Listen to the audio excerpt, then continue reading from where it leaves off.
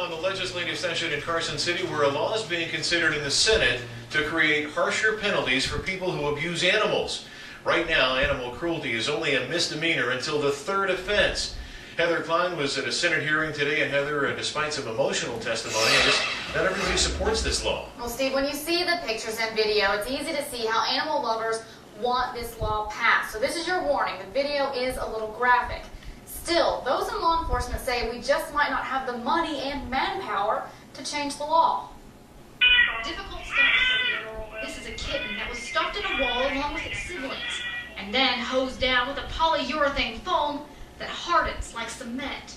The vet who saved several in the litter but couldn't save this one testified at today's hearing. In 30 years, this is probably one of the most severe cases of intentional malicious cruelty that I've seen. Now look at this video. At first, it just appears to be a patio, but there's a dog underneath that sat dish, a dog his owner repeatedly kicks.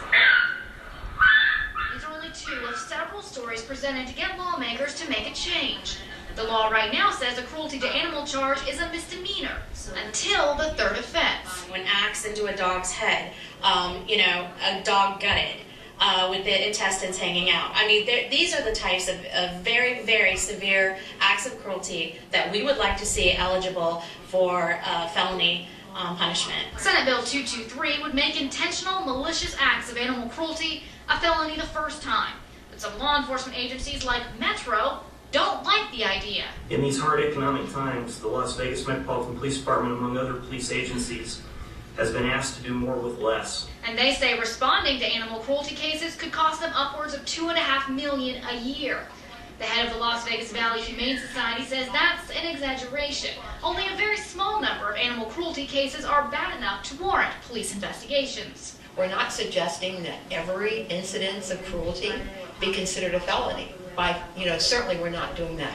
But for cases like these, the punishment needs to fit the crime.